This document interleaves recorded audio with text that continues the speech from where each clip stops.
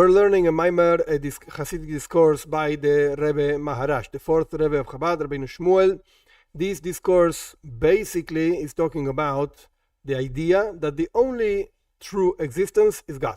There's nothing else that has an independent, this is actually the meaning of true existence, nothing else has an independent existence except for God.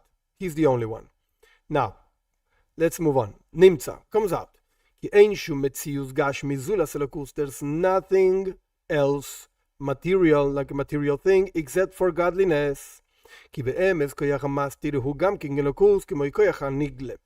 Because the truth is that this power of God of concealing himself is also divine, is elokus, divinity, just like the power of God to reveal himself. Like, don't think there are basically two gods.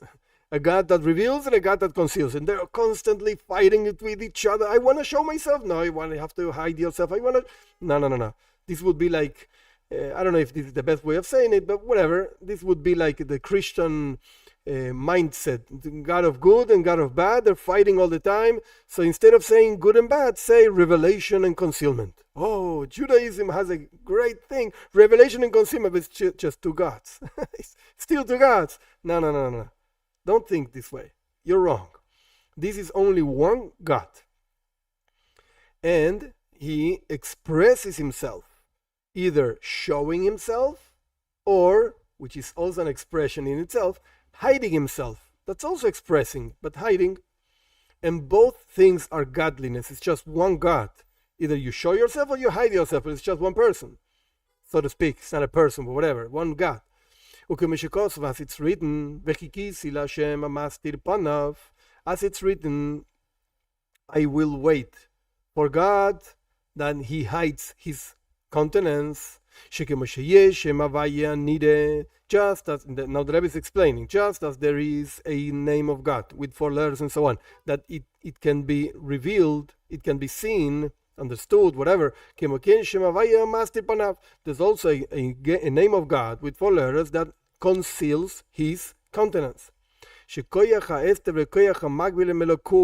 Both powers, the power of concealment and the power of revelation, Magbil in this case would be like limitation, whatever, because any revelation is a limited thing. It's like a very philosophical idea. But whatever you reveal, it means in itself a limitation. You can't, it's impossible for a human being to show himself or herself, whatever, completely. And we're not talking about body, not body, clothes, no, garments. That's not the point. The point is, like, ask any person, show me who you really are. What is the guy going to say? Hello, I'm Tuvia. There's not much you can say. Like, you would need a constant living with this person to see how he is a father, how he is a daughter, a son, and this and that. It's impossible. And even so, even if you're with the guy the whole day and you see the guy acting the whole day, you don't know what the guy is thinking. So it's impossible. That's why any revelation means in itself a limitation. This is what I'm showing you. And you see it and say, oh yeah, he's a great guy. But you don't know what's going on. Any revelation, it's in itself a limitation. So, going back to the words of the Rebbe, the power, the strength of hester, of concealment, and the power of magbil, of limitation, hemelokus, they're both godliness. Just as the power of infinity. And as it's written in this holy book, Avodas HaKodesh, the author Meir ibn Gabbai, who was a great Mekubal, he lived just before the Arizal. So whatever he wrote got already darkened, so to speak, by the Arizal. But he was a great Mekubal. He wrote a book, Avodas HaKodesh, a huge book, explaining philosophically Kabbalah, what it is and what it's talking about, and so on. And in certain places in Hasidus, in many places, he's quoted. The most famous quote of his book is this one that comes right now. What does the Kodesh say? What does the Meir ibn Gabbai say? Sheim toimar, if you're going to say, She'elokus u koyach habilti ba'al gvul, that godliness, you know what God is? Infinity. Oh, what a nice definition of godliness. Ve'ein lo koyach bigvul, and you're going to say that God is not finite, he doesn't have power in limitation. You're actually preventing God from being complete. Yeah, he's infinite and he's not finite. You're wrong. Uve'emes, the truth is, this is not from the Avodas HaKodesh. This comes already from Kabbalah, Hasidus, etc. So from the Avodas HaKodesh comes the idea that God is Shleimusa Dechoila. He is the completeness of everything. He is infinite and finite at the same time. You're going to say it's impossible. It's a paradox. That's God. He's not limited to our understanding of what it means and no. He's God. That's why he's God. Uve'emes, the truth is, now the Rebbe is going a little bit deeper now. The truth is that the root, the source of limitations, it's even higher than the power of unlimited. As it's written somewhere else, I'm not going to explain this now, regarding a very Kabbalistic idea, reshima, whatever that means. Go look somewhere else. Reshima, Hakika, Chatziva, Asiya. Okay, these names. Go look somewhere else what these names mean. Reshima means like a mark. Hakika means carving. Chatziva also means like creation. Asiya means action. Whatever. Go look somewhere else. It's explained over there. Whatever that means. Vezeu, Mashikos of this is what the Psalm says actually. 130 something. Effectively, you are a God, you're a all-powerful that hides, conceals himself. What does that mean? What is David HaMelech saying, King David? Pirush. Atahu bechinas gilui lenoichach. When we say you, David HaMelech is calling God you. When you're saying you, you're really talking about the essence of a person. Like whatever is revealed from this person, you have it in front of you, and you say you. Just as you are revealed to me, the same thing is you, you hide yourself. It's the same you, it's just you. That means the power of God to conceal himself. So just as he reveals himself, at the same time his essence conceals himself. It's the same me, so to speak. A simple example of this idea, which is a very deep and complex idea, but a simple example would be if a person wants to actually pick up something, like with your arms, you want to pick up something, so you have two movements happening exactly at the same time. On one hand, you're expanding your hand because you want to pick up whatever you want to pick up, and at the same time, you're actually preventing your hand from going further because you just want to pick up this and not something that is beyond this. So at the same time, you're going forward and stopping. It's just two things happening at the same time. Same thing happens with God. He shows himself and he conceals himself. But you can't say it like it's two parts of me. One part moves on and there's a conflict with the other part that stops moving, and no, it's just me. I'm trying to pick up something, that's all. And I move forward and I backwards, whatever, to pick up this thing. It's two powers within myself. Venimtza, comes out. According to this, there's nothing else except for God. Because all the material things that were created are really godliness, literally godliness. Everywhere you can put your eyes on is godliness. That's the word of God. You, that creates that thing you're looking at, and sustains that thing that you're looking at. As it's written in the second part of Tanya, in the third chapter, that's what it's called, the portal of unity of God and faith of God and so on. It says over there, if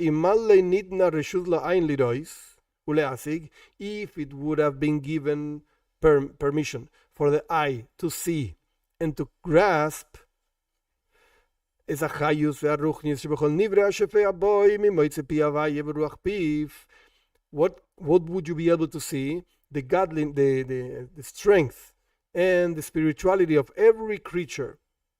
That this strength of God is actually flowing to this creature from the word of God, and the ruach piv means the air from his mouth, whatever. If you would be able to see, then the material part, the physical part of the creation would not be seen to our eyes. You either see the physicality of the thing or the spirituality of the thing. You can't see both things at the same time. Because the physical part of a creature is completely nullified in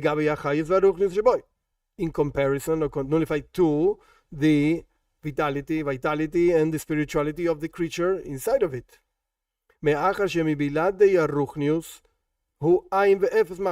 Because if it wouldn't be for the spirituality within each creature, it would disappear completely. It would be nothing, literally. As if it would never been created, literally. So again, either you focus your life on physical things or you focus your life on spiritual things. Both things at the same time, they don't exist. I'm sorry. You're lost. Because it's exactly the same thing in all aspects of life. Literally, all aspects of life. If you focus on physicality, it's impossible for you to focus on spirituality. And if you focus on spirituality, you don't care about material world. You just don't care. You don't see it.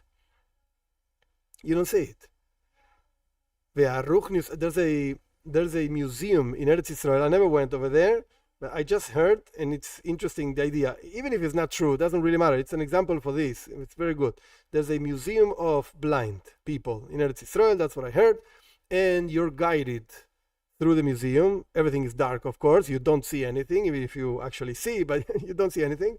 And somebody's guiding you. And this person that is guiding you appears to the people being guided like a very wise person and very, wow, amazing the things that he says and the thing that, whatever she says, I don't know. And then when the museum actually finishes, you're like, quote unquote, in love with this person. Why so wise and so great. Then when you get to see this person, it's like a small person like this, old, not nice, like really not a nice person. You would never think that this ugly person is actually so wise. And then you realize, oy vey, through the museum, I thought this was the greatest person in the world, like wisest person. I want to be with this person my whole life. But then you see the person, you say, oy vey, I can't even see the face of this person. I don't like this person at all. It's terrible. So again, if you focus on spirituality, you don't care about material world. And if you focus on the material world, it's impossible for you to see spirituality. Impossible. Okay, let's move on.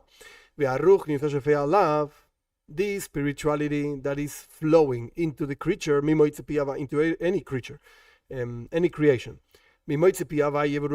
from the words of God and from his mouth, whatever. This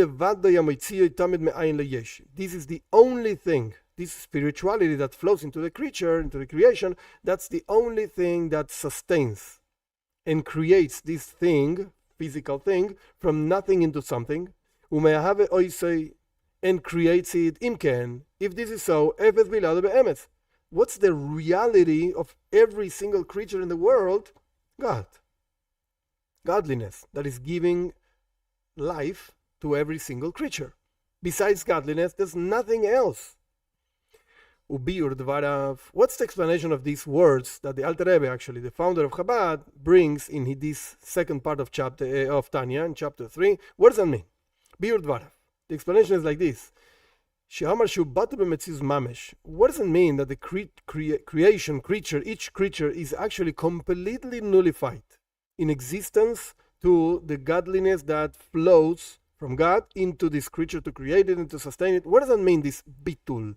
This nullification thing. What's the meaning? Now, Noida ki bitul b'metzius uke'inyan ma shekosov v'Moshe v'nachnu ma. It is known that this idea is a chassidic, very famous, common idea in Hasidus, bitul b'metzius, complete nullification. I don't know, metzius means existence, but it's like nullification of existence, like a complete, absolute nullification. I'll give you an example before moving on, because I think it's going to be easier. There are basically two general types of bitul, of nullification. Bitul hayesh or bitul b'metzius. Bitul hayesh means, literal translation, simple. Nullification of the something, of the being, something like that. Yesh means something being. And then bitul b'metzius means complete, absolute nullification. What's the difference? Very simple example. Suppose a professor that is giving a class in university of whatever he's giving a class, and he knows his stuff. He knows what he's saying, and he's good at what he does. And he's giving a class, and suddenly, let's say he's giving a class of math, whatever, mathematics. So suddenly comes into the room the greatest mathematician of all times, whatever. This is the greatest of the greatest, I don't know, Pythagoras, whatever, comes into the room, and suddenly this professor says, whoa, I can't continue talking in front of this guy. It's impossible. Forget it. I'm going to shut up. He's going to continue giving the class. Me? What do you want from me? He is the master of masters. So I'm shutting up. He continues with the class. But inside of him, this professor says, I also know math. I do understand that this guy is the greatest. Ooh, nothing greater than him. But I also know math. He knows more than me. That's okay. But so I'm going to mevatel. I'm going to nullify myself in front of this guy because this guy is great. But I'm also something. I exist. If this guy leaves the room, who is going to continue giving the class? Me. So I'm also here, but in front of him, I'm nothing. That's bitul hayesh. I am something being nullified. For whatever reason. In this case, the example, there's this great mathematician in the room. I'm nothing. I'm not going to talk in front of him. Actually, our sages say in Pirkei Avos, in the Ethics of Fathers, who is a wise person? Somebody that doesn't talk in front of somebody wiser than him. So, okay, I don't have anything to say. You're wiser than me. You talk. You give the class. I'm fine. But then, there's another level, much deeper level. A person that realizes, even though he is giving the class, and even though he's not a fool, he knows he is the guy that knows more in this room. He could be the boss, and he really knows his stuff, and he still thinks he's nothing. He still feels, I'm really nothing. I'm really nothing. Not because somebody else knows more than me. No, because I do realize that I know nothing. That's bitul b'metzius. I'm completely nothing. Completely nothing. Okay, these are two examples. This is an example of two levels of bitul. So now the Rebbe wants to explain what does it mean bitul b'metzius, like the deeper level of nullification. Ke'inyan mashikosu, as it's written by Moshe, regarding Moshe Rabbeinu. V'nachnu ma. Moshe Rabbeinu said a couple of times, and we, referring to his brother also, Aaron and Moshe, we what? We are what? We are like a question. What? Bitul bli shum metzius maus. This means ma. Ma means what? Like I'm nothing. This means a nullification without any existence, like metzius and mahus is existence, essence. The words like fall short already. I'm nothing. Like what was Moshe Rabbeinu saying again a couple of times? The people were rebelling against him because they wanted food, they wanted meat, they wanted all kinds of things in the desert. And Moshe Rabbeinu was saying, you rebel against me? I'm nothing. Talk to God. He is the boss. You think I'm giving you, I'm not giving you, I'm nothing. That was Moshe Rabbeinu.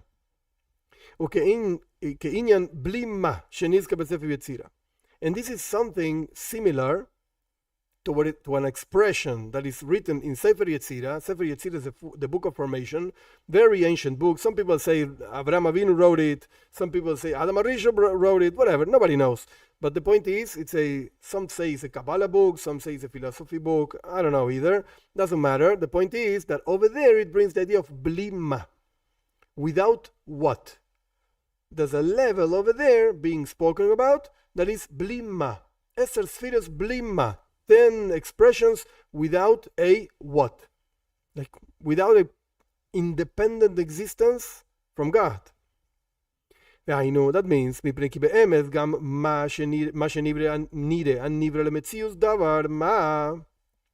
the truth is that even whatever you see and the creation is seen as something existing, like I see my computer and it's here and I use it, if you really think about it properly, you will find that this is also a godly force. What do you think? It's a computer? A computer. There's nothing over there. It's just God. It's a godly force creating a computer. When Nimtza comes out, it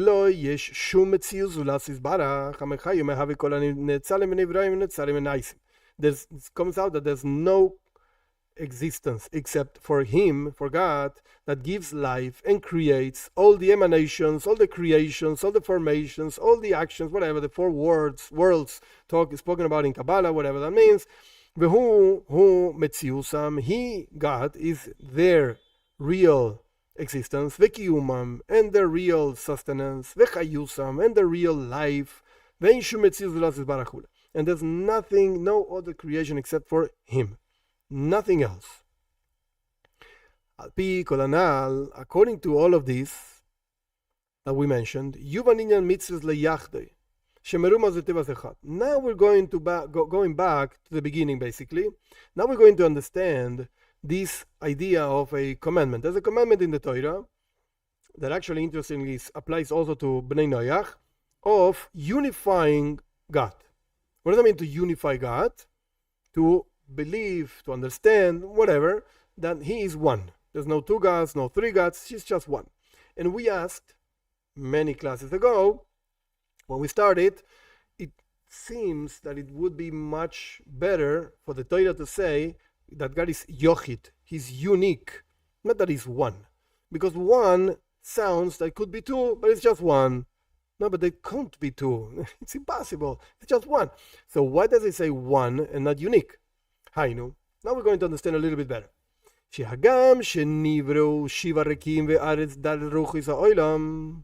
Even though actually they were created 7 heavens and the earth, that refers to the letter Ches, which means the number 8, and there are 4 directions in the world. That means the letter Dalet, which represents the number 4. There is a world. Like, open your eyes and you will see a world. You can't say it's not there. Mikol Makam. However, since they are completely nullified, as we explained, comes out that there's no other creation except for God. This is alluded to in the word echad, one, and not the word unique, yochid. Why? If the Torah would have said yochid, which means unique, we would understand that godliness is something unique, completely unique, special, whatever. But the creation that was created in the six days of creation, they exist also. They are something. If you say Yochid means, you know what? Godliness is something very special, very whatever. He's alone over there, but I see a world. So the world is also over here. That would have been alluded to if the Torah would have said Yochid, unique. Like the creation is not godliness. Creation is a creation and God is God. But if you say one, that God is echad, one,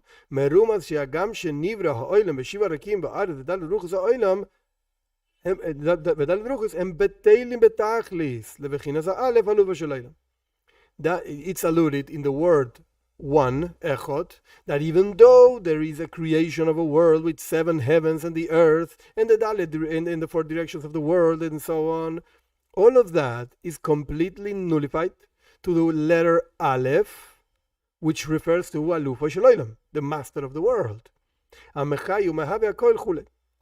That gives life and creates everything, etc. Before moving on, what is the Rebbe saying? Very simple explanation. Yochid would mean God is separated from the world. God is God and He's very nice and good and so holy and so on. But the world is something separated from Him. That's the word Yochid. God is unique. But now that says the word Echod means even in the physical world, even there's only godliness. The word Yachid would not mean that. No, sir, no, sir. Yachid means God is God and He's very nice, and the world is a physical thing that exists by itself. Oh, God created it. Of course, God created it. But it's here. And it's not godliness. In other words, if I don't remember wrong, Choives Alevavis brings this idea, the duties of the heart, in the first portal that talks about the unity of God, whatever. If I don't remember wrong, but if it would have been stated Yochid, it would be unique, that God is unique. It would have been impossible, by definition, for the human being to grasp anything about God, even to have the idea that there is such a thing as godliness. Like no human being in the whole story of the humanity would have ever thought that there's a God. It would be impossible. Why? Because He's Yochid. He's unique. He's separated completely from creation. That means it's impossible for us to think about Him. It's like, I know this is fantasy, like science fictions, whatever, but it would be like saying we don't understand the Martians. We go to Mars and we put a car over there, and Mars is walking in the surface of Mars, and we don't see any Martians, and we say there's no life in Mars. Ah, you fool. You just don't see it. You don't see the life in Mars. Why? Because we human beings, I'm not saying that there's life in Mars. I have no idea. This is just, it's just an example. But we as human beings look for life the way we understand life. The way we think is the only way there could be life. It's a cell and it has proteins and whatever it has, I don't know. Whatever science says is life, and then the creatures and the molecules and the atoms and so on. But it could be that there's something else completely different that we can't even imagine what it means, that there's somebody over there in Mars, in the whole society over there going on, and we don't see it. Because it works completely different, and we can't even imagine what it means. So we go to Mars and say, there's no life over here. I thought there were Martians over here with 3 eyes, and there's nothing there. What do you mean there's nothing? You don't see it. There is something. Okay, this is the example. I don't know if there's life in Mars. I don't care either. But actually, there's a letter of the Rebbe, very interesting. Not a letter, a private message. There was a Professor Velvel Green. That's his name. He passed away not long ago. He was a microbiologist from NASA, from the United States. And he looked and he worked so many years, like 40 years, I don't know, understanding the life of bacteria in space. Huge minds, whatever. And he asked the Rebbe once in the 60s. He asked the Rebbe, should we continue, he was a religious Jew, should we continue to look for life in outer space? And the Rebbe answered, who actually also was a scientist, the Rebbe answered, yes, you should continue to look for. Why? Because if you stop looking for life, you're limiting God. God can do anything He wants. God can make Martians with 3 eyes, or Martians we can't see, whatever. He's not limited to you, to your ideas. He's unlimited. So you continue looking for life. What's the problem? God can do anything He wants. So all of this is to explain the idea that if it would have been stated in the Torah, the word yochid, unique, God would be completely out of this world, completely separated from this world. We would not be able to understand anything, not even come up with the idea that, you know what, there's a God. What do you mean? You're nuts. There's no such a thing. We wouldn't be able even to talk about it, think about it. Now that the Torah says echod, echod means one, and that gives room, so to speak, to chas v'shalom, God forbid, to think that there could be 2, 3, 4, whatever. Now that there is a world, you know what? God is one with the world, or the world is one with God. Even if you see a world, but He is also within this world. Don't limit God. He's not only a spiritual thing, He's even within this world. That's why He says one, echod. On this, there's a song, Igdal Elokim Chai, Ishtabach. I don't know, we don't sing it in Chabad, but there is such a song regarding the 13 principles of the Rambam, of Judaism, and so on. It's called Igdal. You can look it up, you'll find it. Igdal Elokim Chai, and so on. Okay, Ashkenazim like this. Okay, in Chabad we don't sing this, but this is what the Rebbe is talking about. Echod, Zenemar, Yesh Echod ve'ein Sheini. There's one, and there's no two. There's one, but not two. Pirush, what does that mean? Hagam ki echod, yesh gam echod amonoi. Even though when you say one, you actually are saying one in an accountable way. 1, 2, 3, 4, 5. You say one, okay, I just said one. It could be two. But you know what? God is one, but there's no two. And again, why doesn't say yochid? Just say unique. No. Unique means no access to godliness at all. One means access to godliness, but there's no two. This is a different one. It's not one that there could be two. You see? This is the whole point of the Maimer, actually. When the Torah says echod, one, the truth is, it is as if it would have been said yochid, unique. Rak nemar echod, but the Torah wrote one, in order to allude, understand and allude in this word,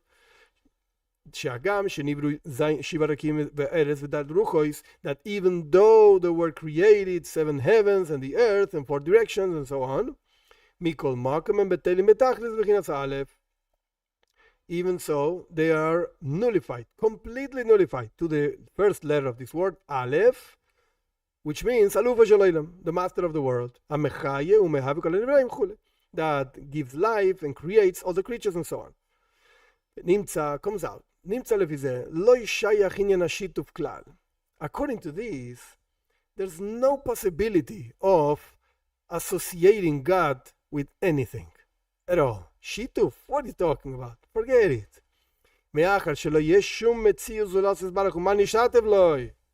Because there's no other creation, existence except for God. What are you going to associate God with? There's nothing else. Nothing else. Are you going to tell me that the angels are powerful? What are the angels? Godliness. They're also godliness. There's nothing else except for God.